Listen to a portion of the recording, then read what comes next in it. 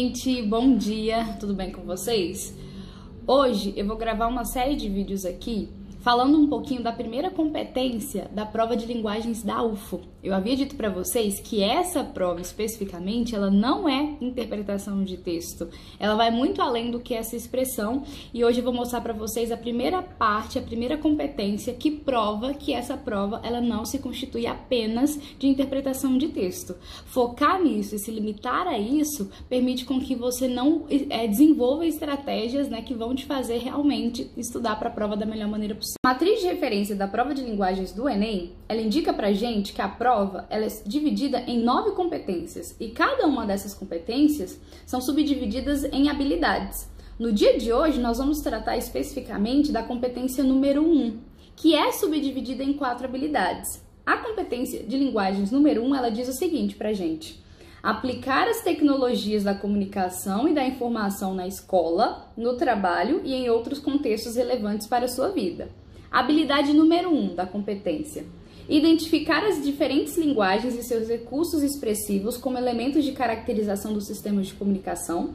Habilidade número 2: recorrer aos conhecimentos sobre as linguagens dos sistemas de comunicação e informação para resolver problemas sociais. Habilidade número 3: relacionar informações geradas dos sistemas de comunicação e informação, considerando a função social desses sistemas. E, por fim, habilidade número 4, reconhecer posições críticas aos usos sociais que são feitos das linguagens e dos sistemas de comunicação e informação. Para um leigo, para uma pessoa que ela não compreende muito bem esses termos, para um estudante que está focando nas diversas áreas do conhecimento, a fim de conseguir tirar uma nota legal no Enem, pode ser que essas informações que são apresentadas na matriz, elas não dizem muita coisa. Mas no dia de hoje, nós vamos traduzir essas informações da competência número 1, para que vocês possam perceber que de todas as competências, ela vai colaborar intensamente para que a gente consiga tirar uma nota muito legal na prova. Se a gente fosse traduzir tudo isso que eu acabei de ler para vocês, toda essa matriz de referência que foi apresentada para vocês, em uma única palavra, nós traduziríamos na palavra comunicação. A competência número 1 de linguagens, ela vai se referir principalmente ao processo de comunicação do ser humano, socialmente falando. E aí, essa competência, ela vai abrigar todas aquelas questões que, de certo modo, se limitam à área da comunicação. Todos os conteúdos. Traduzindo mais ainda. Tá, ok, falar é comunicação ainda continua amplo, ainda continua muito genérico e eu não vou saber exatamente como eu preciso me preparar e o que especificamente eu preciso estudar para dar conta de realmente contemplar da melhor maneira possível as questões que pertencem à competência número 1.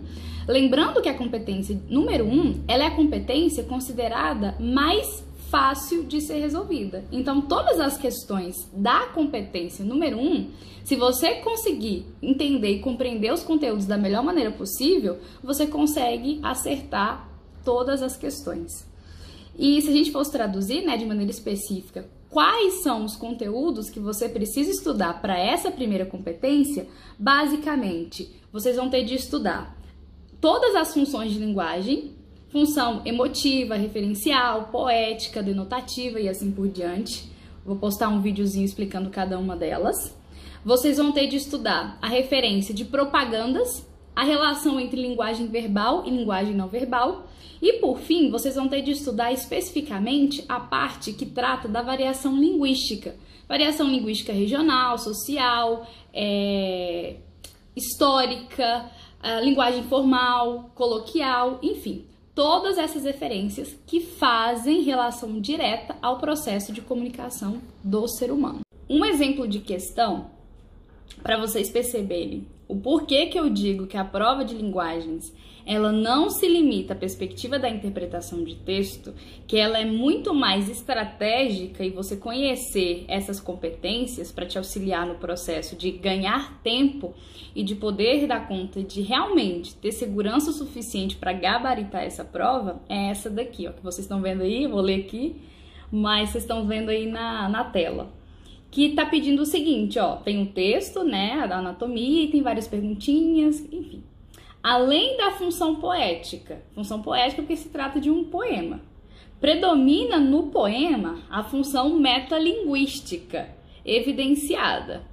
Quem souber minimamente o que é metalinguístico é aquilo que fala de si mesmo. Um texto que fala de si mesmo, algo que fala de si mesmo. Só sabendo disso, você nem precisaria ler o texto como um todo para dar conta de responder essa questão. É só bater o olho, ver a questão que fala de alguma coisa de si mesmo e já está garantindo a questão.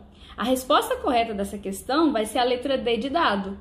Por que a função de linguagem desse poema aí é metalinguística seria respondida na letra D? Porque diz o seguinte: pelo fato de o poema falar de si mesmo como linguagem.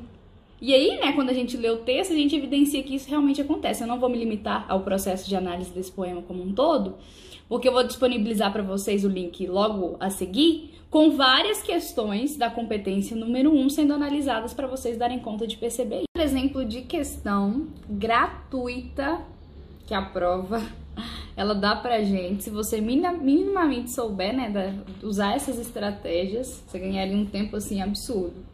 Essa questão de número 40, que vocês estão vendo aí na tela. No texto predomina a função poética da linguagem, que é um poema. Não precisa nem ler o poema, realmente predomina isso. Pois ele registra uma visão imaginária e singularizada de mundo construída por meio do trabalho estético da linguagem. A função conativa, o que é a função conativa? É aquele texto que busca te convencer de alguma coisa. Ele quer te influenciar, quer te convencer de alguma coisa. Também contribui para esse trabalho na medida em que o enunciador procura. Nessa questão, você nem precisaria nem ler o texto de maneira geral, caso você esteja com pouco tempo, só focar nos verbos iniciais que introduzem cada uma das alternativas e buscar aquele que tem a ver com o processo de convencer, de influenciar, enfim. O único que começa a introduzir essa relação é a letra A, influenciar. Os outros são definir, alertar, esclarecer, produzir. O único que vai, de certo modo, referenciar a função conativa da linguagem, que é defender alguma coisa ou influenciar a pessoa para poder dar conta, né, de compreender alguma coisa, é a letra A. Então não precisaria nem ler, no fim das contas, a alternativa como um todo, né? Eu resolvi gravar essa série de vídeos em relação às competências do Enem. Porque existem vários alunos que me relatam que quando fazem a prova ou quando vão ler a prova do Enem de linguagens, parece que tudo é a mesma coisa e quando eles vão chegar, né, leem um texto, leem um enunciado e quando chegam lá nas alternativas, parece que tem umas 10 alternativas que são as corretas. Só que isso é por causa daquela compreensão inicial de que a prova de linguagens é interpretação. É só ler o texto que pronto, eu vou dar conta de responder. E não é. Existe uma estratégia. E toda a prova, desde quando ela foi instituída, né, desde quando saiu essa matriz de referência, ela segue sempre um padrão. Então, sempre vai ter questões com essas competências específicas. E se eu souber essas competências, aquela visão de que, nossa, o Enem é um extremo, muito difícil, essa visão ela cai por terra. E a gente começa a compreender essa prova e realmente dar conta de gabaritar ela.